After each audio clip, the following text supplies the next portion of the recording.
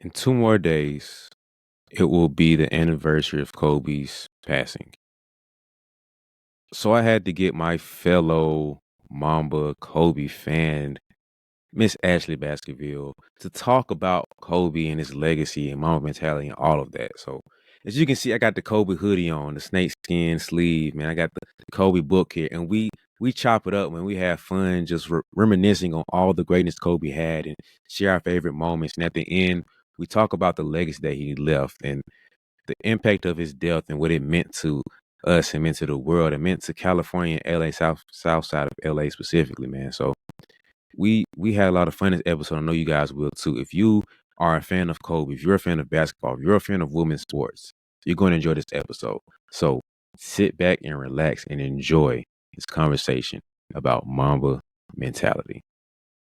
Yo, welcome into the BeBall Jones podcast. The goal of this podcast in my business is to bridge the gap, to fuel hoop dreams into impactful realities on the court and beyond. So thank you for tuning in. Hope you enjoy it. Welcome in, ladies and gentlemen, to first off, it's 2024. Ignore the 20 part. We're gonna focus on the 24 part. It's the only part that matters. It's Kobe. Like it's Kobe year, right? The day that this is dropping is 2 days before his death was. So we're both big Kobe fans with the mental performance coach Ashley Baskerville. I'm just some guy who has podcasts and does stuff. Don't worry about that. But we're here to talk about Kobe. And I think this might be the most impactful thing that he did in his career, honestly, is leave us the Mamba mentality. I think that I can say that and feel good about that. I think out of everything he did in his career, the books he wrote, the impact he had with the W, I think the Mamba mentality and what he did with that transcends all of that. That's his most impactful legacy piece is Mamba mentality. And so for you, what does Mamba mentality mean to you? What does it mean? It means to continue to strive for excellence, right? Like, I think one thing that Kobe Bryant did far better than a lot of other athletes is that he dedicated himself and committed himself to whatever he was doing. And not just in the sense of like, oh yeah, I go to practice and oh yeah, I train in the off season. It was a consistent work ethic that you don't see a lot with athletes. He was committed to what he was doing. He was willing to sacrifice so much for greatness. And he continued to learn and improve, but not just in like, oh, I'm going to learn and improve in basketball. It was like, hey, I'm on an away game. I'm going to stop by a college class, sit in on them so I can learn that information. And then maybe that'll even translate to make me better. So I think just continuing to be excellent, but putting in the work to get there, knowing that it's not just going to fall upon you. You got to put in that effort. Yeah, I think that the biggest thing that I realized with him was that he was probably one of the guys who were of that class and tier of greatness that he worked his way there. Like everybody else had a God-given thing that kind of, not to take away from them at all, but Jordan, super ridiculously physically gifted. LeBron, same thing. Wilt, same thing. Shaq, same thing. Magic was 6'9". Bird, he was skilled. He worked his way there, so I can't take away from him. But Kobe, out of all the guys, Hakeem, same thing. Like all these guys had some God-given thing that was just like, you fit, you belong being in this class. Kobe, you weren't supposed to be here. You're the one who didn't fit and belong. But he worked his butt off to where you can't help but mention, I might not be number one, it's fine. I might not be top 5, but I'm being in this conversation. And for him to be there says a lot about his work to put himself in those conversations. In every conversation. Even now. We retired, 7 years ago? Was retirement 2016? Yeah. That was a lot of math in my head. I guess, wait, 8 years ago. Do math. Almost 8 years ago, and it still had a huge impact on the game even now. Mm-hmm. I think that for him to drop 60 that last game was arguably the most Kobe thing he could do. Like, how I else could Kobe go out? I lived in LA at the time. So we went to Buffalo Wild Wings to watch the game. I don't go out to watch sports. I need a controlled environment. I need a focus. And I was like, nope, it's Kobe's last game. Let's go out. And I remember just the environment in this Buffalo Wild Wings. First of all, if you weren't there 45 minutes before the game started, you weren't getting a seat, period. Mm. And I remember looking at my friend and going, oh, I think he's going to go for 40. And then going, I think he's going for 50. And I just looked at him and I was like, he's hitting 60 tonight. And he was like, no, he's not. And I was like, yeah, he is. And he did it, which is insane. That's insane. Mm-hmm. He's scoring 60 points 20 years later. Yeah. The funny thing about that was he predicted it. I forgot who it was. It was one of the team. I think it might have been Lou Will. He was like, before the game, Kobe said, I'm finna go for 60 tonight. It was Lou Will. Because he said he wanted him to play his last game. Like, come on, man. Y'all play with me, man. It's going to be fun. Let's do this, whatever. Dude was like, nah, bro, I'm trying to be a fan like everybody else. I'm watching you go for this. He was like, all right, man. I think I'm finna go for 60 tonight. Lou was like, it's Kobe, so maybe, but I don't think so, man. Because he wasn't Kobe, And he said right there and dropped 60. And he was like, wow. And he gave it everything he had. He was limping up and down the court. Yeah. Like that was like the that's what I'm thinking. Like, that's probably the only way he could go out. Like, physically, he wasn't there. He wasn't the same Kobe before then. And he was like, I'm going to do this. With that memory. You're going to remember who he was his whole entire career. Yeah, so I think that was the perfect way to ride off in the sunset, to be like, besides the championship, of course, that would have been, They were not in position for that. Yeah, that's probably.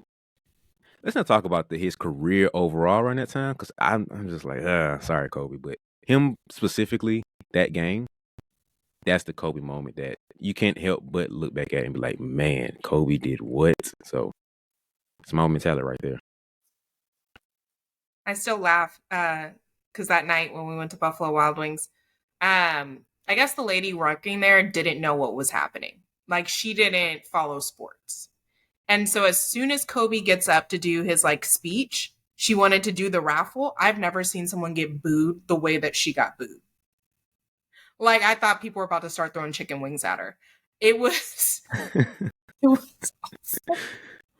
But sorry, I just thought about that. I'm like, man, that poor woman, I hope she's doing well. I mean, read the room. It's the best I can say. Like, part of me would have felt sorry, but part of me would have been like, you got 2 seconds to get out the way. Right. This is literally the only reason we're here. You thought we were watching the Warriors game? No, nobody cared. We were here for Kobe. Yep. Yeah, that was. You got 5 minutes. You can wait. 5-minute window. You can wait, and you choose now. Like this. As soon as he grabbed the mic, she was like, "All right, guys, let's do our raffle." No.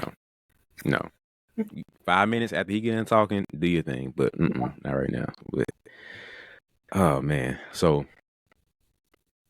over his career, he defied many odds. He did many things that was just, to this day, we're still like, he did what? Like, in a moment, we were mesmerized by it, but even looking back at it now, it's like, he really did that. He like, it's almost to a myth, and like, we sit back and observe it of like, in the moment, we're just in this trance. But now all these years looking back at it, we're just like, that is stupid. What's one of the things for you that you remember just seeing and thinking about that Kobe actually did this? There are a lot of things. Because I grew up a Laker fan in the 90s. So, but I think one of the defining moments I often think about is when he tore his Achilles and went back, shot and made both free throws, and then walked himself off. Even before that, I got injured a lot playing sports. And I almost live by this, like, what would Kobe do mentality. Mhm. And so I would push through those injuries a lot. And it gave me this understanding of, like, what's the difference between, like, being hurt and being uncomfortable. And also, in that moment, he was very clearly hurt, very clearly injured. I don't think anyone has come back faster from an Achilles injury except for maybe Aaron Rodgers. But like seeing him push through that was something for me that I always think about. Like, it's bad and you can still go a little bit further. All right, now I need to go take a rest for a second. Yeah. So I always think about that one. It was a huge, huge moment. And then just some of the like littler stuff. Like my favorite, one of my favorite things he ever did was the Mamba Mentality commercials. It's specifically like the one with Kanye West. Yes, I was just watching that. And yeah. And so I always think about that one too when I think about Kobe Bryant. Like, what does that mean? Do Yeah. better. Can you be the same animal but a different beast? What does that mean, Kobe Bryant? He's like, you're welcome. Like that whole thing was, it was so stupid, but low key it made sense. Like low key, if you think about it, it's like, You have the can you one with be? Messi. That was a good one. Yep. The one where he jumped over the car, that was Yes. And for the that was longest time, I was like, that really happened. Like, that really, really happened. I mean, I even remember watching like his McDonald's commercials as a kid. Like, I didn't grow up with the like Michael Jordan McDonald's. I remember the Kobe ones and being like, man, I want to play ball like Kobe. Like, I want to play with him. Mhm. That'd be so cool. So I think those are some things that I always still think about when I think about Kobe Bryant. Mhm. I think the killer thing has to be one of the top tier ones. I think sometimes we know about it, but we forget how we started. Being the rookie with the air balls and everything in the playoffs, and Yes. that was like one of the roughest starts like possible. And he overcame that because that could have been the career-ending moment. That could have been like, Yeah. "That's cute, guy. Uh, Right. go back home to Philly and do something else with your life." But he overcame that. He was like, "You know what? I could do better. I can do better. I'm not gonna pout. I'm not gonna feel sorry for myself. I'll give myself 2 seconds. That's the window I have to feel sorry for myself. After that, let's work." And it's like that's the biggest moment of your career, and your mindset is instantly back to killer mode. That right there is like, wow. I don't think Why his am I mind. feeling sorry for myself at this little corner of my world of two people hurt my feelings versus being on national TV in front of thousands and thousands of people, probably millions at that point. Of Yeah. Because I caught it in the hotel lobby in Vegas. I was walking by and was like, wait, everybody stop. So, yeah, so for him to overcome that, I'm just like, it's a zoomed in, but also zoomed out at the same time because in that moment, it could have been a lot of things in the pivot. But now we're looking back at it, it means even more looking back at it because he overcame that moment that could have never led to any of the other stuff we can get into. So that which moment is, for me sticks out. I think for him too, he had so many injuries like throughout his career. And for a lot of people, like one injury, they're like, depending what it is, right? They're done. Or coming from a sports psychology mindset, a lot of people come back very timid. Hmm. And that kind of stuff never really impacted him. So I grew up in Sacramento. Everybody around me is a Kings fan. I'm the one little girl showing up with a number 8 jersey and just like, say something to me, say something. But I remember the Sacramento Kings in the playoffs. I want to say it was like 2002. They printed out an operation board, but it was Kobe Bryant and all of his injuries. Hmm. And I just remember like thinking like, wow, and you're gonna keep playing. You've literally broken almost every finger and your knee and your shoulder and you're this. Oh, and you just won another championship. Yeah. So I don't know. Yeah. I think it's funny until you sit back and realize that that's a human being going through this experience and having to recover and sit out and then function in life with all this stuff going on too. So the fact that he played basketball after that can be mind blowing because most of us up our toe and we're down for the weekend. It's like, no, that bed took me out, guys. I don't know about it. Need to recover for a couple of days. Call me And 2-3 not only business that, days. I'm like, keep talking about it. Like, I got this bruise. I ran into a wall. I want to hear about it. Yeah, that wall got me this time, guys. Like, what? But Kobe he was a warrior. That nothing could stop him. He slowed him down, but he couldn't stop him. That's not him, yeah. So I think this just his relentless pursuit of anything. That can summarize that. His relentless pursuit to go after anything. So he attacked every situation with the same mindset. So championship is the big goal, but right now this injury is the bigger goal. Because I can't get there if I can't overcome this injury. So all right, you need to call who? All right, get my knee surgery. Okay, Yep. who I'm calling next? Get the PT. All right, I'm calling next for the mindset to get back over it, because that's a whole, like you said before. I had my injuries, and you, like with Derrick Rose situation where you hurt your knee Yes. one time and you have to come back and do the exact same thing again, you're timid. You're thinking about it, or you want to do this move that can potentially bother your knee again. You're hesitant. Yeah. So for him, it's like, yeah, I did it, but whatever. Let's go back and hoop. There is a book. It's called Relentless by Tim Grover. Mhm. If you've never read it, it's a great book. But he talks a lot about, he was the trainer, but also similar to like a mental coach for Kobe, for Michael Jordan, for Dwayne Wade in '06, Mhm. Charles Barkley. And he talks about what made them so much different from every other athlete. And a lot of it is the mindset. And he talks a lot about their ability to push through injuries specifically.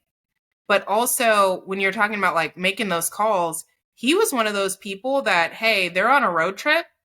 He'll charter a flight, get to his trainer at night, and then fly back because he Mhm. needed something or something wasn't working right and he needed to talk to somebody about it. And I think that is a level of dedication as well, or like commitment to it, to work ethic, that a lot of people are going to be like, game's over. I'm going to go to bed tonight. Not I'm catching a flight because my shot was off and now I need to go talk to somebody about it. And so I think about that as well. But also great book. He just talks a lot about his addictions to the game, to hard work, to Mhm. effort, and how most players like that are addicted to something. Not how do I want to say this? Mostly because for their need to control and win. And so, very interesting book. Yeah, I read the book, and I think it gave me a different view of not just successful athletes, but people overall. Like they're Yeah. the 1%ers in life, they're wired differently, and it give. If you guys read the book, I'm not gonna spoil it, but if you read the book, it helps you understand. Okay, for me, it gave me a level of empathy and understanding of why they're wired for the good and bad. Mm-hmm.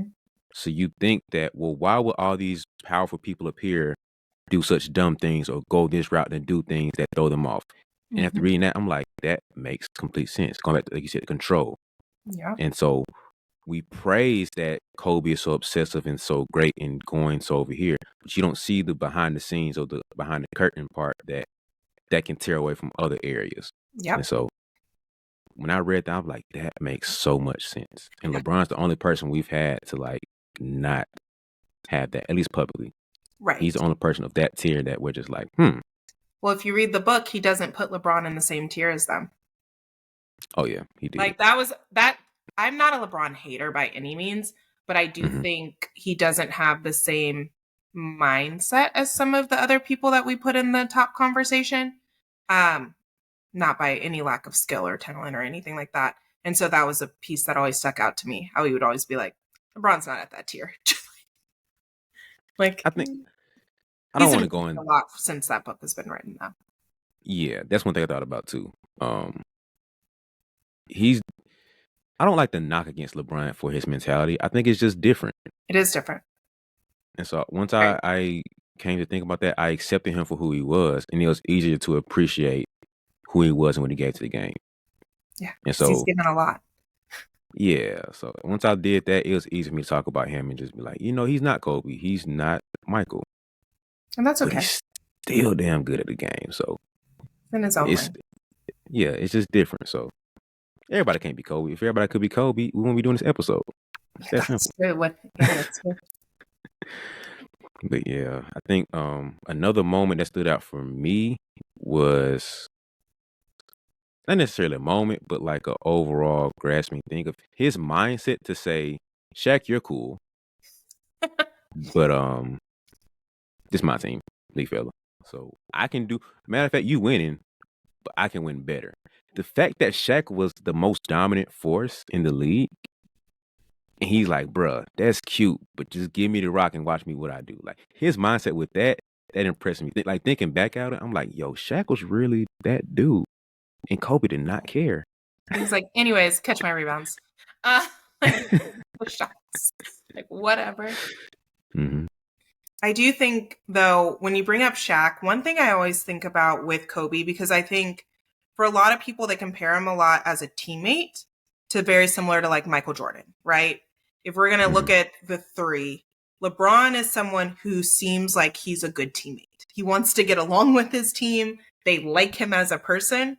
Jordan and Kobe did not have that for most of their career. And so I thought it was interesting. I was watching an interview about Kobe and he was talking about Shaq. And he was saying that one thing he wished he could have done better, and he thinks it would have made him a better player, is that he wished he could have got along and been a friend to his teammates like Shaq was. And he was like, Shaq was like a good friend. Like he got along with them, everybody liked him, and therefore they were going to work really hard for him. But they're like, for me, it was like I expected you to work hard because I was working hard, but really I was making my teammates cry because I was telling them they were god awful and they need to find a new career. And like, so he was like, the motivation was just different, and I wish I could have been more like Shaq. Yeah, but honestly, I think he could have stayed Kobe, but just dialed it back a little bit, Just, and like be 80% Kobe and then 20% Shaq. Like let's just have that. Like I still think about that. He was like, he cried because I told him he was god awful and needed to find a new career. Kwame has not let it go either because he will Smush bring hasn't either. that.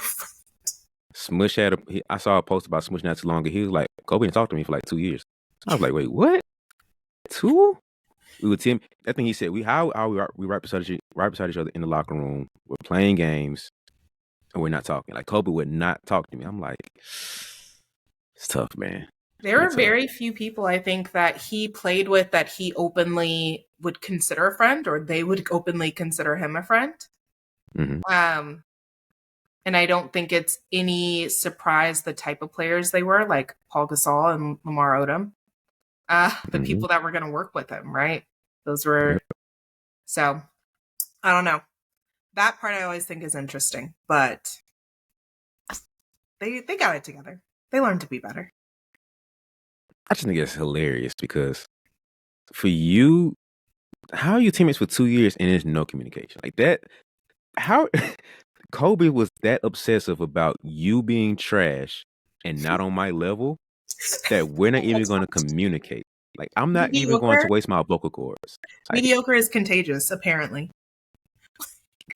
he did everything he could to stay away from it because that was his mindset. Like, That is wild. I don't know if I could go without straight up talking to a teammate for 2 years. I don't think you would have to like truly beyond piss me off to go 2 years without talking.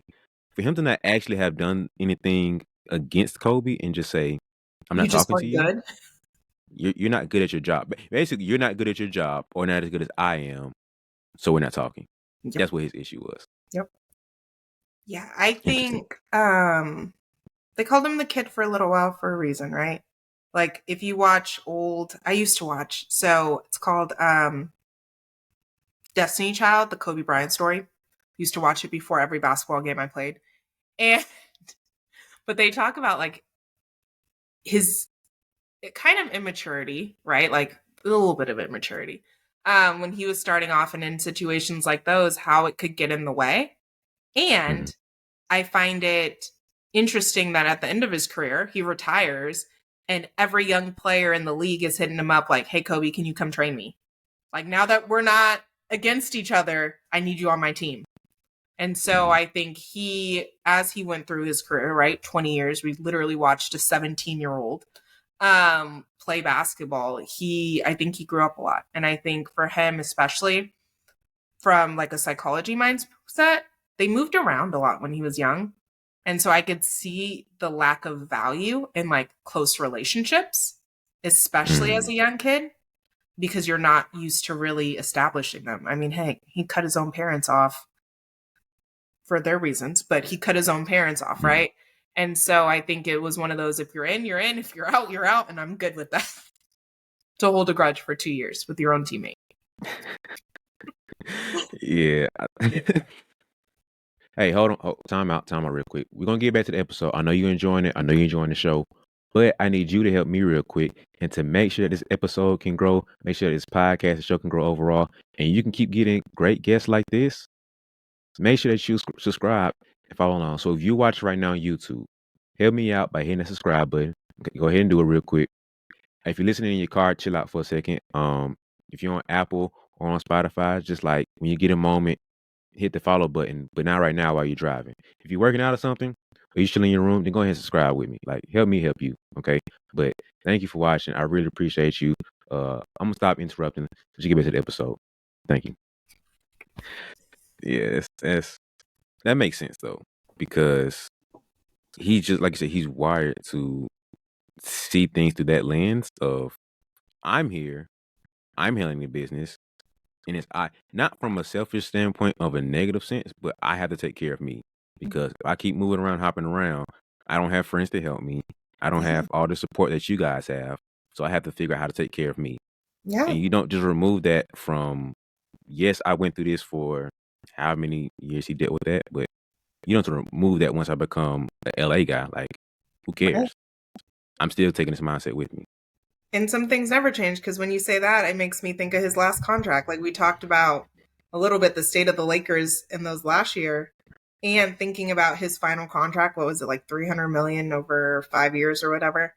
And I remember watching the interview where they asked him, like, Kobe, isn't that like selfish that you're going to take all this money? And he was like, no, they're dumb enough to offer it to me. I don't trust what they're going to do if I don't take it. Like, they're clearly not. He's like, so I'm going to take the money because they're not going to do the right thing regardless. Yeah. So, hey, I would have done the same thing probably. Like, you're dumb enough to offer that to me, probably means you don't have better plans for it. So let me just go ahead and put that on my plate. Like, how many other players would have thought about that? Like, they would have took it from a selfish standpoint. Like, yeah, give me the money, but we're not thinking through, oh, you're dumb enough to give me this money and not build around me. Cool, let's do that. I don't think too many other players would have thought through that way. I think a lot of players, they would have either said, cool, it's mine, or the players that would have turned it away thinking that they were going to do a better job. And that's not always the case. Like, a lot of players take play cuts for the team, and it does not work in their advantage. So, yeah, that's a whole other conversation around that. Right. I think that's trash, but so I'm not in management. Yeah, but for that statement to be his thought, I'm just like, Kobe, you're different. The foresight. Yeah, like he would always play chess. Mm-hmm. You have you seen a chessboard where it's like you have a board right here, a board right here, and a board right here, and it's like 3 games going on at once, basically against the same person? Yes, but that just stressed me out thinking about that. But I think that's how Kobe's brain worked when it, not just basketball, but kind of his brain was always wired to get better. And so no matter what it was, like game 1 would be basketball for him. But okay, I need to make a move. I need to get better at my footwork. My feet need to get stronger. Let me go take ballet classes and get better with that. But while I'm doing that, let me go talk to Phil and get my psychology better and do more yoga, do more meditation, and travel over here to do things. So he would play 3 games at one time while people are just like, let me get shots up this summer. Right. Oh, that's it? And it was very intentional. Like, he was very big on, you got to fall in love with the fundamentals, because you can't do X, Y, and Z until you've done the basics. So 20 years later, practicing the fundamentals. I talk to my athletes about that all the time, and I usually will show clips of his interviews talking about it. Because maybe you don't believe me because you're tired of dribbling with your left hand at practice, but like maybe you'll believe him. Mm-hmm. Yeah, that's as I've gotten older, I've I think about this a lot. Have I adapted to the people I've consumed, or have I grown more into me and I fall in line with similarities of these people? Mm-hmm. I think about that a lot. And a lot of things within Kobe, I find within myself the older I get. And I draw to him more because of that. I've had that conversation a lot with my dad. Like, I know that from a young age, I was drawn to Kobe and I've adapted a lot of his mindset into the way that I practice. And it's why I got into sports psychology in the first place. But I specifically was talking to him. So, three of my favorite coaches are like Coach Pop, Pete Carroll, and Phil Jackson, right? Ever since I was little, like I just really was like, they're cool. Like I want to, like I love the way that they coach.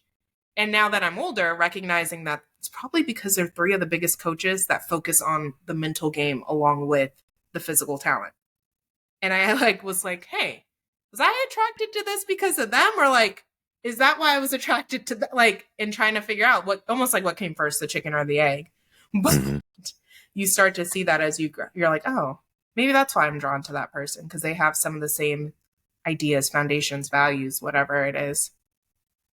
Hey, I remember somebody saying how the thing that we admire about the celebrities or whatever, there's a piece of that in us.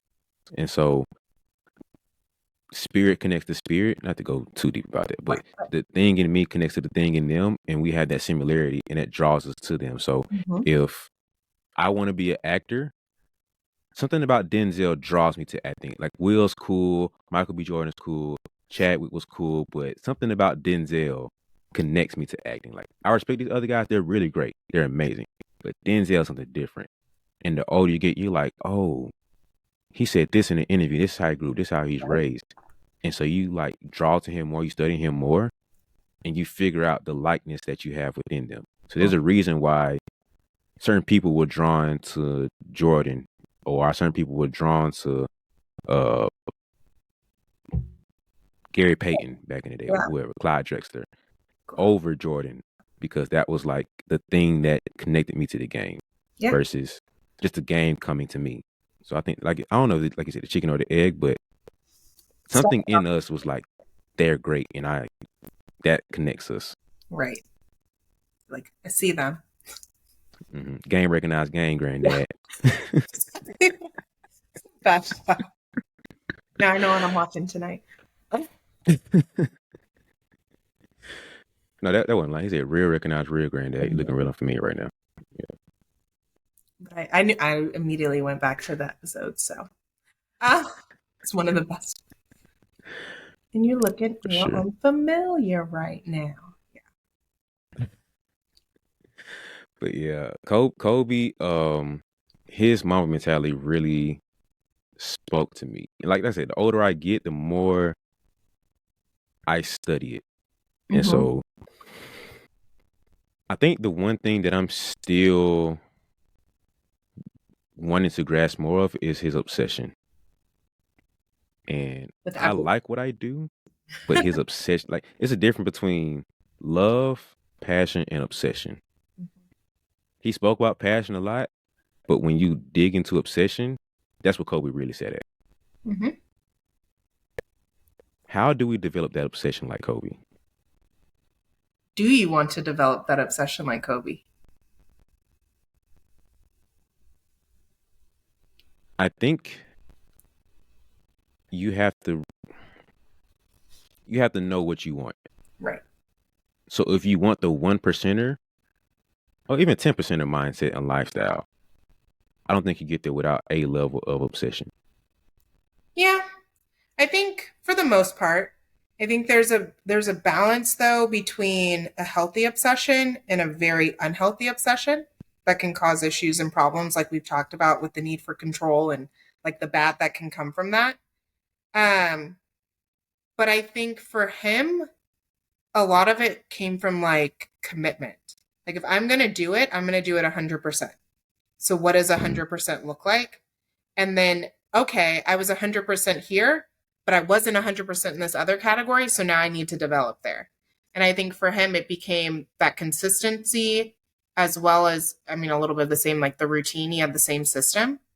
And also, though, as you get more money, it becomes more convenient to be obsessed with certain things. Like he's not cooking, he's not cleaning him like his laundry. He wasn't doing taking his car to go get the oil change. Like he wasn't doing that kind of stuff. I mean, even thinking about why he had the plane to begin with. He wanted to Mhm. be able to spend as much time as he could with his daughters so he could fly from Orange County to LA. Mhm. Because that would save time. Because if you've ever made that drive from Orange County to LA, it can take you anywhere from 45 minutes to 2.5 hours.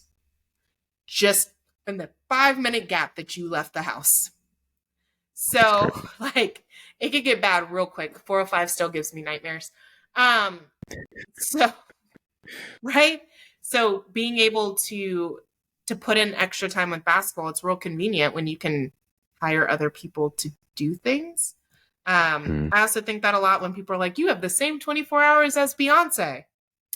I don't have the same team as Beyonce. So, but I think it just comes down to making that commitment that every day you're going to give 100% and you're not going to make excuses for yourself because that's where a lot of us tend to fail is we start to make those excuses of like, oh, I'm not going to go work out today. I'm sore. Oh, but like it's Mhm. cold outside. But I put up 60 yesterday. I don't need to go practice today. Like all of those excuses weren't things that he was going to allow to filter into his brain. He was just going to do it regardless, even if that meant he Yeah. was in the gym at 3 a.m. Yeah.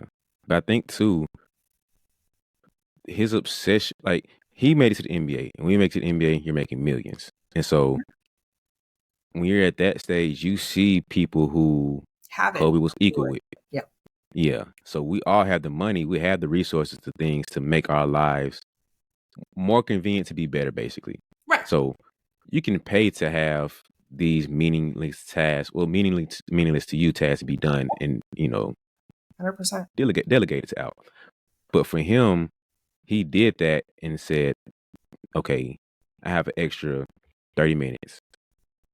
Other guy said, "Man, I got 30 minutes. Psh, I'm watching TV. I'm watching Boondocks. I'm about to go chill. I'm good."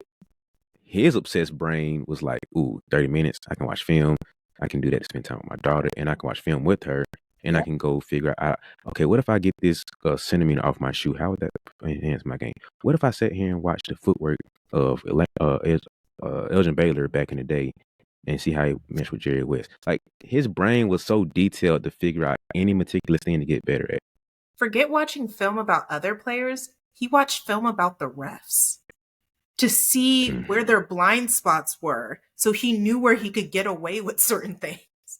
That is yeah. a whole nother level. I when I heard that, I was like, I've never even thought about that. To like Hmm. forget what's happening on the I just want to see what the refs are doing. What like Yeah. mind blowing. Anyways. But yeah, I think for him it came down to the commitment to do 100%. I think also it came down when Kobe was going through his court trial and he was made Hmm. out to be the villain. I think that was also an extra push of motivation for him. So he, at that point, you could either rise to the occasion or you can fall, right? He was Hmm. like, oh, you're going to make me the villain? Okay.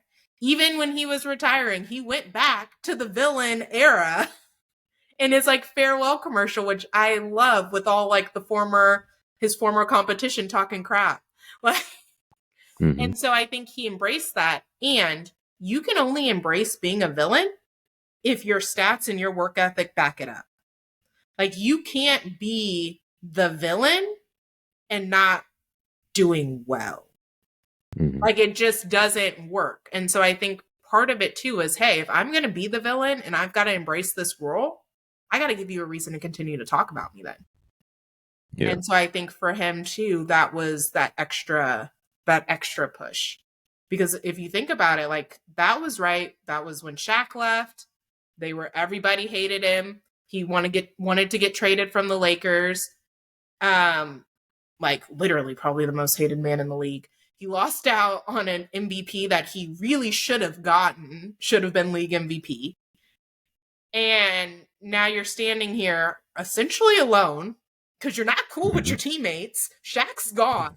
The Lakers don't want you. And what do? Repeat. He said, okay. We took a year off, came back running back twice.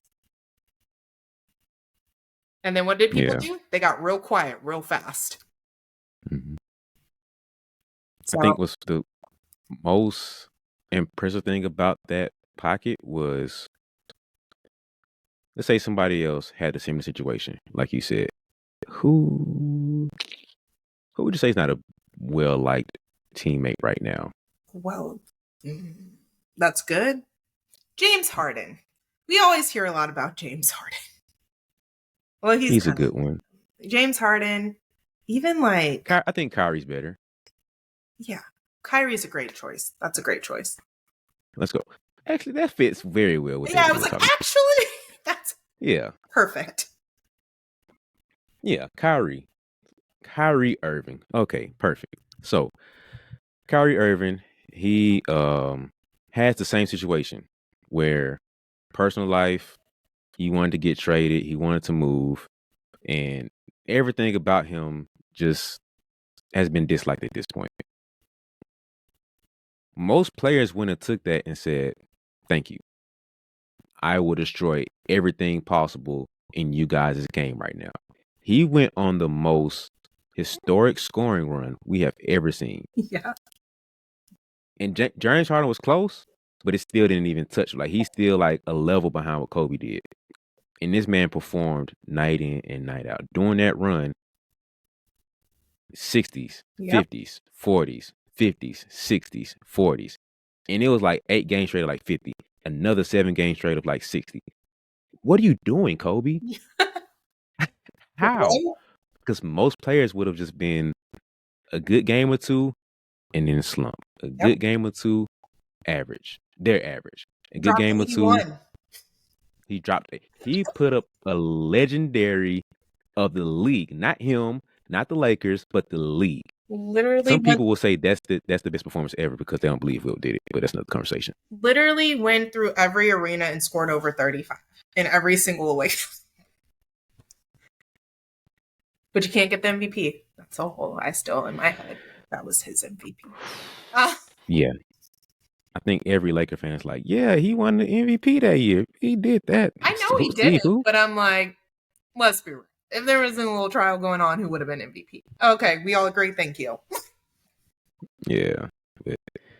In the midst of all of that, like, I love Kyrie. I think he's amazing. I don't think he performs that well. Like, he probably, at best, has pockets or games where he steps up and does this. But to go on that level of a tear, let's say LeBron goes back to being most hated. Pick any pocket of his career. I don't think he performs that well. I don't think so either. It's not to diminish LeBron, but I'm just like, that's how different Kobe was. Especially when you have the organization and the team against you to an extent. Like, yeah, he had Paul at the time, and who else was on the team? Kind of blank out the rest of the team.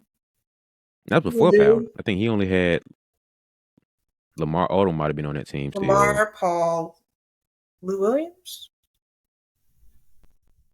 Maybe. Well, maybe.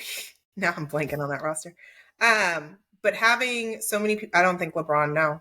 Because he relies very heavily on his surroundings. Mm-hmm. The chemistry, the support from the organization is huge from LeBron. Like, he literally coaches and manages his teams. I don't think he would have rose to that occasion. I think Kyrie, like you said, we see pockets. And like immediately following, but I think Kyrie's in his own little world on a flat earth because it's Kyrie. But I think that gets in his way sometimes. I think he has a hard time, not all the time, but separating like what's happening in his personal life from what's happening on the court. And I think that's something that Kobe really thrived with. Like, I'm going to use all of this outside stuff to funnel through my game. Because, I mean, when we look at all the stuff that was happening at that time, he had the court trial. Vanessa was about to divorce him. She had just had a miscarriage, like all of this other stuff. And he said, okay, and just went into his tunnel. I think it takes a very mentally tough person to go into that kind of darkness, but then also be able to come out of it. And I don't think a lot of people would even want to go into that kind of process. Yeah, like most people aren't aware of how well they play emotionally. Yeah. So, like you said, not even going villain mode, like that level of villain mode. To play with anger is a different thing from playing the villain. Most players cannot play with anger, You can't let alone control it. playing. Yeah, that's different. Now, you see Paco, somebody get mad in the game, and it's like, all right, I'm start dunking on everybody. Like, cool. But that next level of anger, where for you to be pissed off pregame and continue that until the end of game, is a different level of anger to play with. This man said, I am wearing the black cape 24/7 right now because I have nowhere else to escape and relieve this from. So that's why I'm getting 40 every night. That's why next team getting 50 every night, and Yeah. you getting 60 every night. Yeah. Like, I'm going to do it. Fine. Okay. And did it consistently. Yeah. But I think for a lot of people, me included, I think those are the type of things that set him apart from other athletes. I think another athlete who's done that really successfully would be like Tom Brady, maybe. Tom Brady's just a different beast in general. Mhm. Glad he decided to stay retired. But yeah, not a lot of people can do that. And when it comes to playing with anger, it's not, yes, you can go in and dunk on people, or you can end up doing some of the stupid stuff Draymond Green has done, right? Or you can let that emotion overpower you and completely lose focus and let it take you out of the game, which is what a lot of especially young athletes tend to do. That emotion completely takes them out of the game. So it takes a lot of work to learn to be able to funnel it into the right thing and then be able to come out of it when you need to. Yeah, he was totally different breed. I think the way he processed stuff, I wonder where that came from to say, I'm going to process things like this. Because you don't just stumble upon that mindset to say, okay, cool. This happened with Vanessa. This happening on court. This happening in basketball. This happening in business. Fine. Because some area that could have cracked for him. Like that's for your entire life to be a hot stove. Lost But McDonald's, my lost mindset, Adidas, lost everything. And to still stand strong and say, this one thing I will control. Well, this one thing I probably can control, and I will do it. And then not only do it, but do the best I've probably done in my entire career for this stretch. Mm-hmm. It's different. It's different. And know that you'll never get like honored for that either because of everything else going on in your life.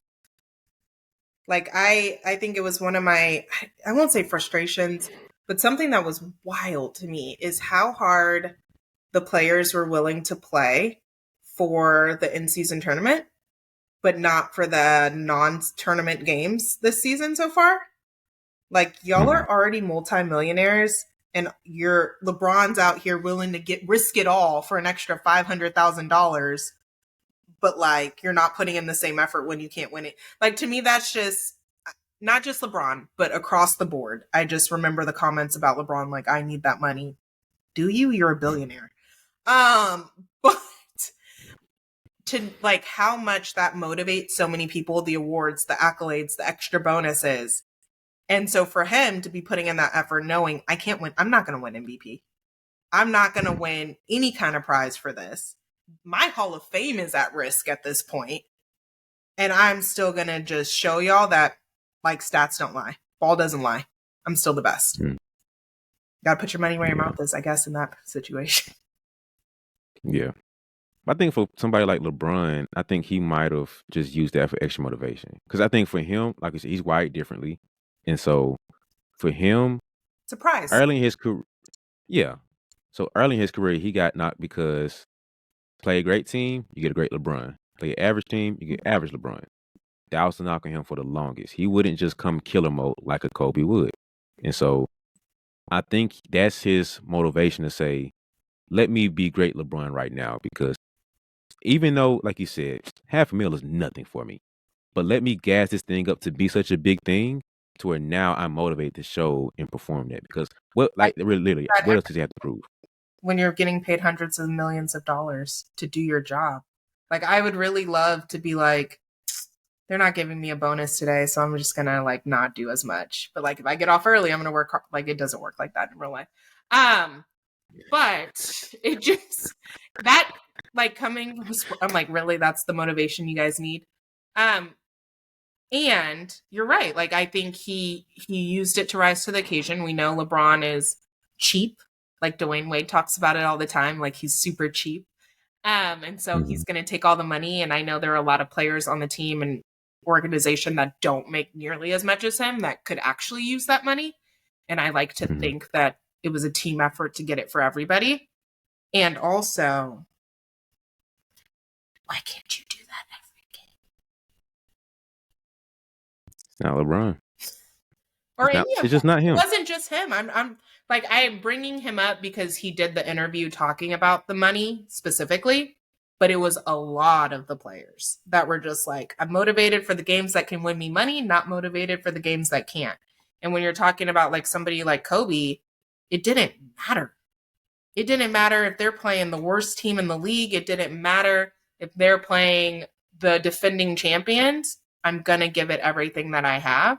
And I miss that era of basketball because it wasn't just him, right? Like you had Tracy McGrady, you had AI, you had Vince Carter, you had Shaq, you had Gary Payton, and like Kevin Garnett, and all of them were continually going at each other. Like I love watching their interviews talking about each other and like how much stress it was when they had to play each other. I don't know. I just don't feel like the NBA has that same level of competitiveness anymore. But maybe I'm wrong. I was going to have a rebuttal saying it's tough to compare anybody to Kobe, but then you brought up how AI and everybody else the era, and I was like, dang, kind of right. So, it was just a different era of basketball. It was just different. And that's okay. I mean, it's okay. It's a different phase. But I think we have a handful in this generation that still have that mindset, though. I think we have a solid group. The issue is, I bet they're all people that were trained by Kobe. Jason Tatum, Devin Booker, Kyrie Irving, Klay Thompson. KD trained with Kobe. Damn, he did. I mean, even LeBron talks about how after he was on the Olympic team with Kobe, that's when everything about the way he started to train changed. Same with Carmelo Anthony. When Kobe was like, oh, y'all going to the club? I'm going to practice. And he went to the club with them and still showed up to practice at, I want to say it was like 4 a.m. or something. And they stopped going out and started coming to the gym. So I think even when you're talking about the players who do have that drive, they all credit Kobe to some extent. Yeah. I don't think anybody past the era of Kobe will not point to Kobe for something. Like even like a rookie right now will say, Kobe inspired me some kind of way. I think that's why Mamba Mentality is so important, because that's the legacy he left. Do you know what's wild? There are only 3 players left. It might only be 2. 3 players left in the NBA who played with Kobe on the Lakers. I'm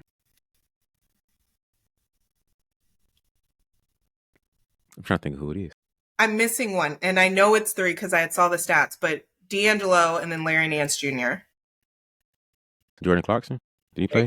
There it is. Jordan Clarkson. Thank you. I was like, I know there's one more. And JC. They're the last 3 players in the NBA that actually were on a team with Kobe. That's sad. Right. Never mind. But I mean, yeah, right? Like, it was only a couple of years ago. yeah, that's why I think I was like, that wasn't that long ago. That's kind of That's tough. why when I saw that, I was like, no way. But okay. Yep. But you gotta remember too, the team was trash.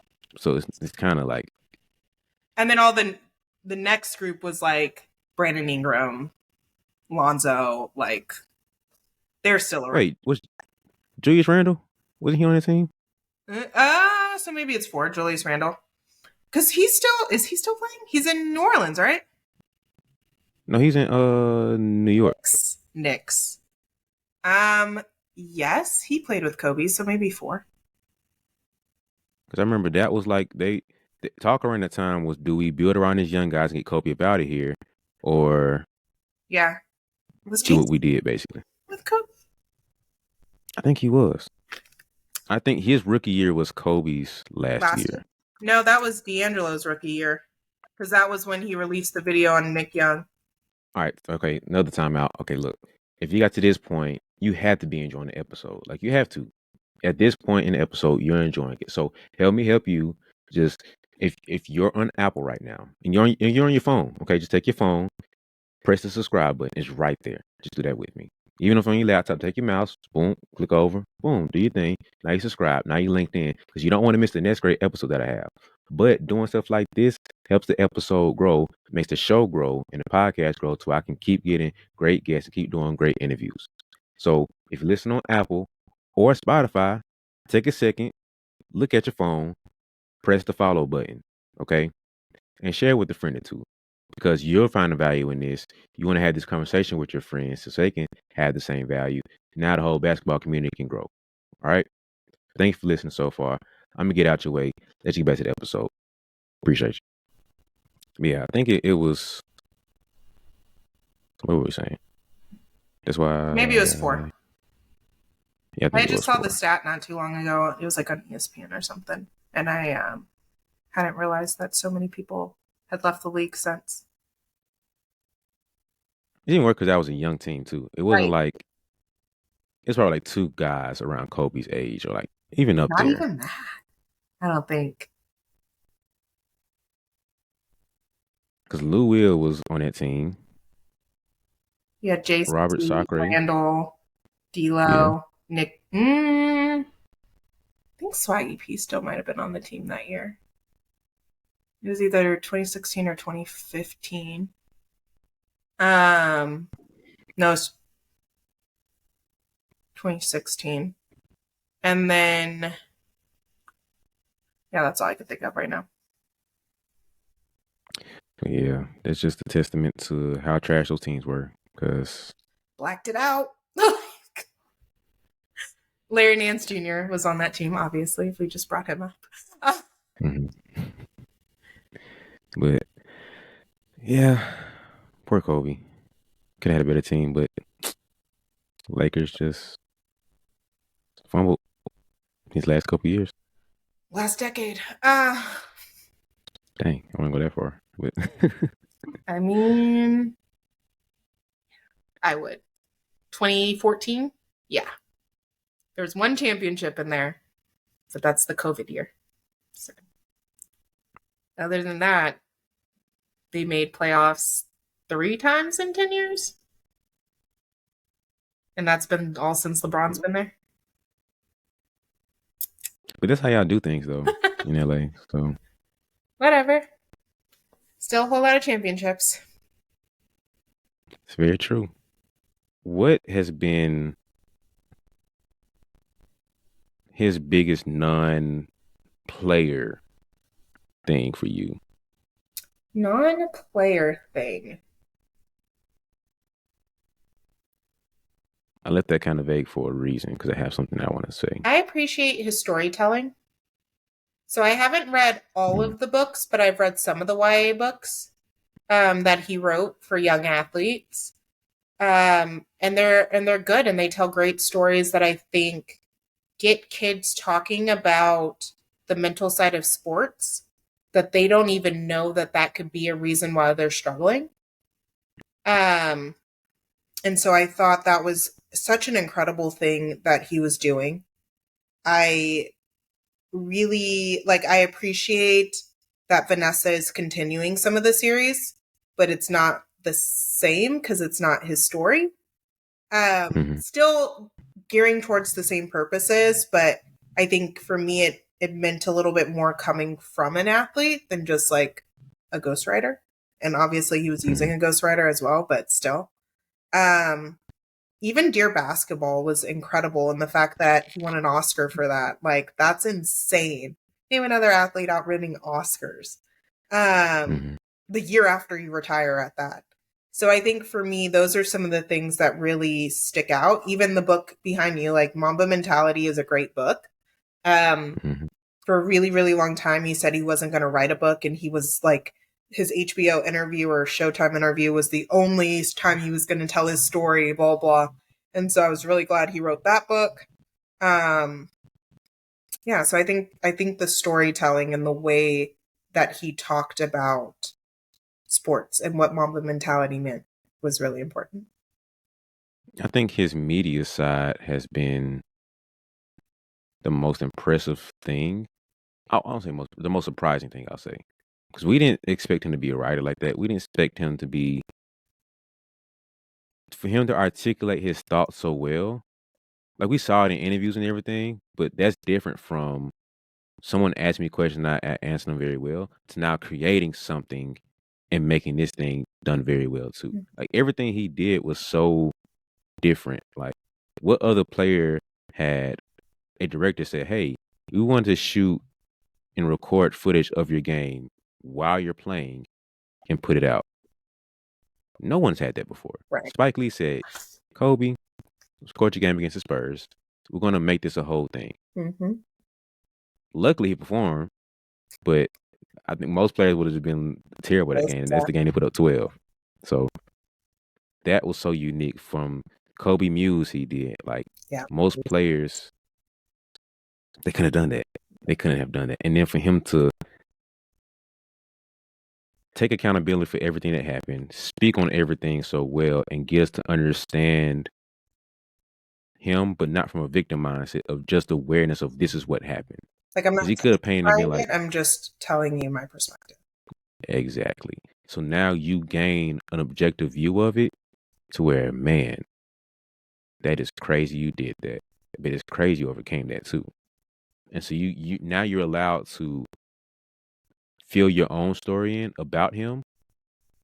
But it's the crazy part about it is he told the story. That's what made that so crazy. It wasn't a third party. It wasn't some documentary crew coming in and doing it about him. He told the story. So now you can form your own opinion about everything that happened. So everything he's done in the media space, including the books, have been incredible. Like, ridiculous. Yeah. You even brought up like his post-game interviews. The fact that he spoke so many languages and can transition in and out of the languages of the interviewers, and making it really personal. I was thinking about this the other day when you had brought up, hey, we're going to talk about Kobe. And I was thinking about, like, what did I really appreciate? And like, how did he build this level of fandom? Right. And I think it was his ability to be able to connect with people throughout the world. And one way he did that was by being able to speak their languages. Like, obviously, he knows Spanish, he knows Italian, he was learning Japanese. And so he could go on these interviews and connect with people personally and not be like, hey, translator, what did they say? And then give some generic answer like a lot of athletes do. That's so funny that you say that too, in an ironic sense, because like we said before, he was such a cold, distant guy. And for him to basically flip the switch and say, I need to connect with people. Okay, boom. Teammates going to love me. I'll connect with people after I retire. Boom. Players that hated me or hated on me, basically, calling me up to train. Oh, connect with the world. Boom. I can do that.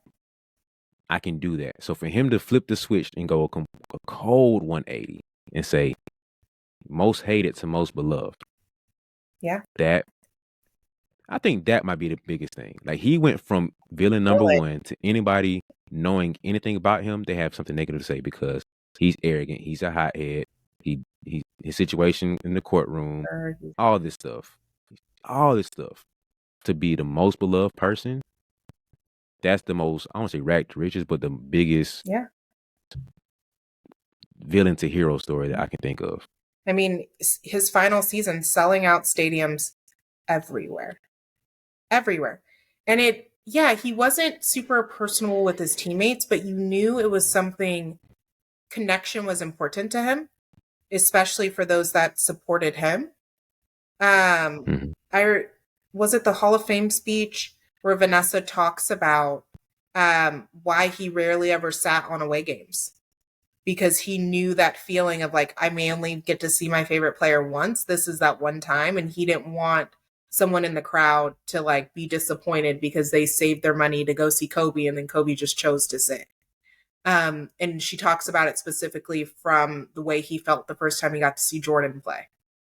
And I mean, I still remember the first time I got to see Kobe play. It was like magic. I was like losing it. But I think for him, people were important.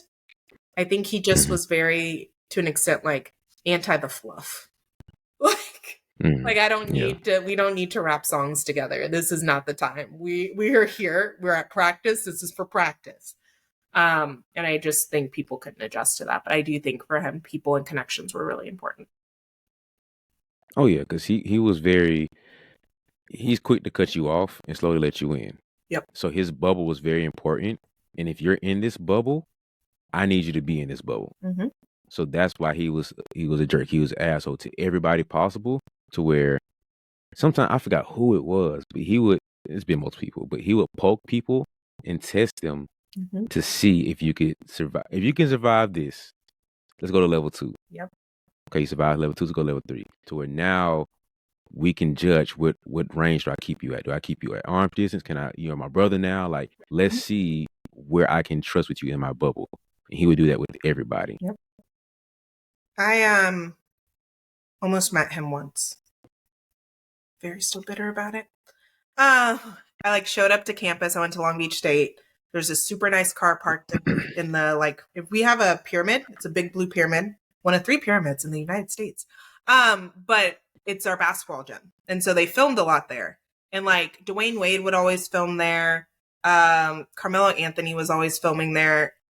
Brad Pitt would film stuff there. Like, so we were used to people being on campus. But I see this nice car, and I'm like, oh, I wonder who's in the gym. There's some agent freaking out outside. So I'm like, I'm not even going to ask her. But I was running late to meet one of my clients. And so I was like, I'll check it out later. I get in to meet with my client, and our friend, we had a mutual friend, both sent us pictures at the same time of like Kobe working out in the gym, filming a commercial. And he goes, immediately after, he goes, do not come. He already left. But they like took all these pictures together. He said he was so nice. He had like a bunch of kids that had written him letters and stuff. He had invited them to meet him at the gym and like watch and film the commercial, like all of this stuff. And I was like, I knew I should have broken the gym. Like there's a side door that's never locked. And I was like, I knew I should have just went and checked. Like that was my moment. That was his last season too. So it was very sad. Things I regret in life. Not being nosy. Yeah. So if you take anything from this, be nosy. You can meet Kobe Bryant. Great athletes. Yeah. I think his passing hurt me because there was a certain point where you could not have told me I wasn't gonna meet Kobe. Like That. I was going to build my way up to a point to where he would recognize me and I would be like, yo, thank you. Yeah. You could not, when I started doing my podcast, you could not have told me I was not going to interview him one day. Yeah. You could not. Yeah. That's how I felt from like a sports psych point. Even like little things like that happened. And then I had reached out to the sports psychologist. She was going to let me intern with her. I ended up getting the job, my last job. So I didn't take it. I moved to El Paso. He ended up buying the sports academy, named it MAMBA Mentality. And I was like, I would have been working for a business. It was all these little moments. And so when he passed, I think I was in a level of denial that I just couldn't eat, because I'm like, no. But I didn't get to meet him yet. Like we didn't get to talk. I didn't get to tell him like how much he had impacted my career. What do you mean he's gone? That's not real. But unfortunately it was. Yeah. I still remember the day. I play it on my brain anytime we talk about this. So I remember I was in church and I remember walking out And I just got on Twitter, like heading to my car, and like I saw a notification. I'm just like, Kobe helicopter crash. He's passed. Like, stop playing. Like, you see stuff like that, and I'm just like, stop playing, bro. This is that's fake. But then I saw somebody who, certain people tweet stuff, and it's like, okay, this got to be serious because they don't joke about stuff. They retweeted something like that, and I'm like, okay, let me actually like start to dig into it. So I finally sat in my car, and I'm just like digging through stuff. I'm scrolling through the tweets. I'm looking for different articles, and I'm like, this got to be real because this. I saw like 3 different people, like LA people or California people, say it. I'm like, oh, I think one of them was Snoop, and I forgot who the other 2 were. One was Vince Staples, Mm. and I forgot who the other person was. It was like all LA people, and I think the third person was somebody around Kobe. But anyway, I'm like, okay, this has to be real. ESPN notification, NBA notification, Bleacher Report, and I'm just like, chill out. And I just remember just sitting there. I'm like, no way, that's not possible. Yeah. Kobe, wow. I was sick that day. So I took a nap because I wasn't feeling well. And I woke up, I kid you not, to 40 missed calls and text messages. And so, like a couple of months prior, there was a mass shooting in El Paso at the Walmart. And I want to say it was like 21 people had died. So my brain immediately went to something like that happening again. Like, crap, people are trying to contact me to make sure I'm okay. And it was just like, it was still at the point where they thought Rick Fox was on the plane and they thought all of his girls were on the plane. And so that is what I woke up to being like my alert. And people were just like, Ashley, are you okay? Like, where are you? You're not responding. And my neighbor, I remember he called me and he was like, you had one more missed call before I was coming to knock on your door. Like, are you good? And I was like, what just happened? And he was like, oh, I'll be over there in a minute. He had been crying. I had never seen this man cry before. And he was like, I broke down. So I knew you were going through it. And I was like, my brain couldn't even like put the pieces together to be like, wait, Kobe's dead. And then when it finally hit, I was just like, no, like there's no way. It's an interesting, I think it's one of those moments that a lot of people remember. And I remember talking to my mom and being like, yes, I have my connection to him for reasons, right? And it seemed really weird the way that society responded, not because he was undeserving of it, but it doesn't happen a lot like that, right? Where everybody across the world is mourning this loss of an athlete, right? You've got Belgium lighting up in purple and gold, for goodness sakes. And I remember thinking, and I was like, it's because we don't lose athletes very often, especially legends, especially in the NBA. Like in my head, they all just kind of stay around. Like I hung out with Dr. J like not too far after like Kobe retired. Like he's still there. Kareem's still there. He's my birthday twin. We talked about it once. I met Jerry West. Like, so it's not like in your head, you're like, they just kind of chill around the game for the rest of your life. And then that's it, or the rest of their lives. Kobe was so young and it was so immediate. And we were so excited, or at least I was excited, for the next phase of his career that it was like, yeah, Kobe's just going to be around forever. And then it was like, boom. Wait, what? No. Like everything, he was just coaching. I just literally saw him coaching. And I don't think there has been another athlete death that I can think of, at least, that came so shocking at someone who was so appreciated throughout sports. And I thought about this heavy after his passing. I don't think we'll see anything like that again. No. Maybe when no. Because I think, I hate to compare deaths, right? Because that's not ever a good thing that we want to do. I think because of the way that he died and how traumatizing that was and how random and like instant for him to die with his daughter and all these other kids on the flight, as well as their parents and co-coaches. It was devastating. And I don't think a lot of deaths can compare to that level of devastation or like response in the sense of like shock. Other players, obviously, I think about like when Michael Jordan dies, right? A lot of people are going to look at it as like, wow, he lived such a life because he's so much older.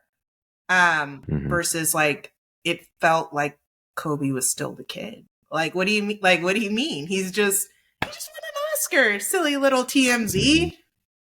No, right? And I think that I don't think anything will compare to that.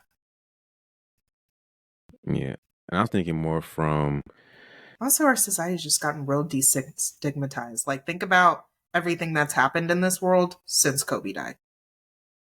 That was the thing that told me 2020 was on some crap. We started the year with threats of World War III, then Kobe Bryant died, and that should have been our warning to scratch the year, just start over. Yeah, because it didn't get better. Yeah, It really didn't. I think the crazy part about that too is like Nipsey died not too long before that, a couple months before. 2019, April 2019. Was it April? Or is his birthday in April? Anyways, yes. Yeah, April somewhere around the time 2019 frame. because I watched the funeral on my way to Cuba. And me and the girl were crying on the plane together. So we were all just Nipsey was definitely surprised because he was just like Grammys and this Really? and that. We were just there. Let's see what that. He's gone. Doing the right thing. He just turned life around. He's doing wifey, kids. Everything about him was training up. Well, even just showing up to his store to get some clothes for someone who had just got out of jail so that they could go to like a job interview. Like, what? Yeah. LA took a back-to-back hit. Like, I really felt for the city. That was a tough one. So, yeah. Living in Southern California for so long, like I did, I think, Nipsey leaving and then Kobe leaving, like those were two. That one hurt LA. Like I hurt for LA for those. Just imagine the people. I'm not saying it's a lot, but the people who were able to have a real connection with both of them. Yeah. Or even just the people that benefited from them. Like they did so much for the city. So much for the city. And that people didn't even realize. Like stuff, I mean, Nipsey brought up a whole block. Like he bought the whole, like Slauson belonged to Nipsey. Kobe just retraining sports, looking at donating. I used to work with Special Olympics a lot, and he was a huge supporter of Special Olympics, like all of it. Yeah, it was a big loss. Yeah. That's one of my favorite speeches he ever did, was his message to Special Olympics the year they had the World Games in LA. You haven't watched it, you should watch it. 2015. Summer Olympics, Summer Special Olympics World Games 2015. Kobe Bryant interview or speech. Yeah, I'll try to check it out. And that was a great ending. But I do want to bring up his impact with the women's sports. Okay. He made it more popular and more cool to support. Like it was a thing. It was kind of like it was cool to support them. But he was like, I'm stepping my flag here. The W is great. We support women's sports. He supported soccer. And after that, more and more started to be like, yeah, I support women's sports now. So that's something that he gets a lot of credit for. I didn't even realize how unattuned I was to certain things happening in women's sports until I would see like Kobe Bryant talking about it. And I thought like I knew what was happening in women's sports, but I still remember with women's soccer when they were petitioning for Sydney, was petitioning to get turf removed from their fields because of how bad the injuries were. And I was like, I didn't even know they played on turf until I saw like Kobe talking about it. And he was very adamant about it. I think right after he posted it, they did make some changes because he is somebody who had a little bit of voice behind him. But college sports, what like WNBA, youth sports, all of it. And I think it obviously had a lot to do with him being a girl dad. Hmm. But I also think he just genuinely cared. Like when you look at a lot of his strong relationships, a lot of them were with women, which makes sense because he was the only boy. He has sisters. Uh, Hmm. it makes a lot of sense. Um, but I think if he would have continued to be here, I think even what we're seeing now in women's sports would have transcended so much. Even the people that he was able to start to give a platform to, like Sabrina, I, I, while I think she is very deserving of everything that she has received, I also think that her relationship to Kobe had a lot to do with her like Nike shoe line, Hmm. um, which is fine because the shoes are dope, and I'm glad she has it. But I think he would have been able to put them on an even bigger level, and we know that women's sports is doing at an all-time high right now. But I think it would have even been even better. I could see him investing in a women's sports team, like Patrick Mahomes brought soccer to Kansas City. I could see Kobe would have Hmm. definitely been involved with like the Angels or uh, the WNBA expansion. I think one thing I think he would have done, because there was talks of him starting his own Kobe brand shoe. Mm-hmm.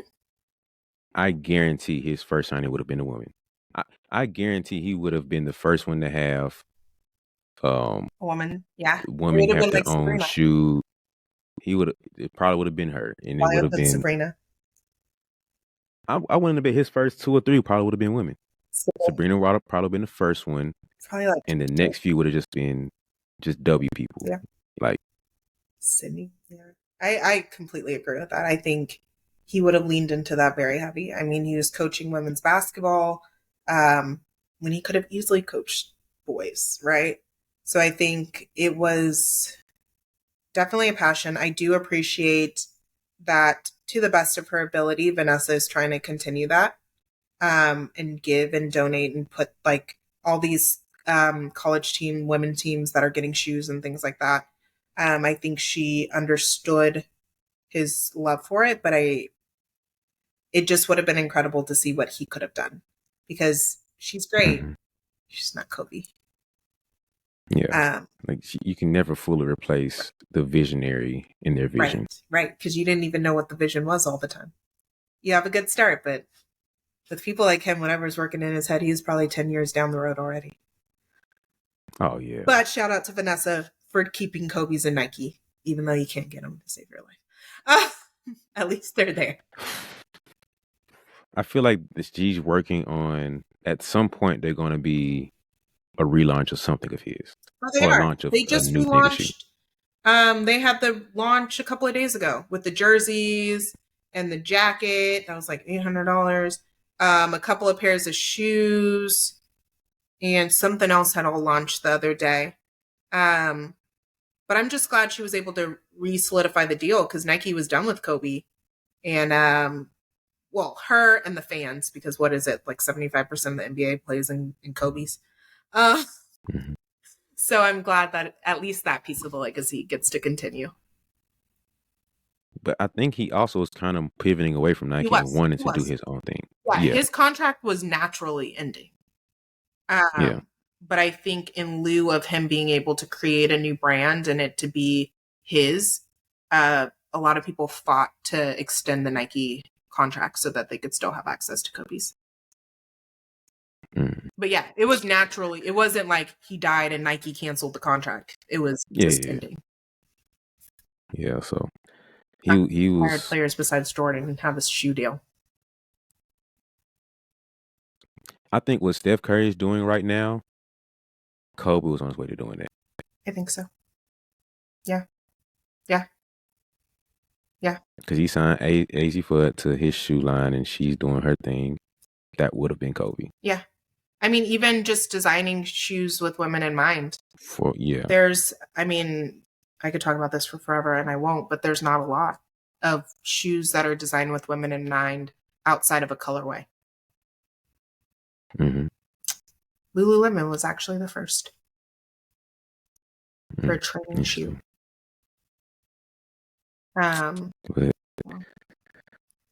What could have been, but it's going to be interesting or exciting to see what the legacy continues, how the legacy continues. There's still Vanessa and 3 young girls with the Bryant name, so we will see.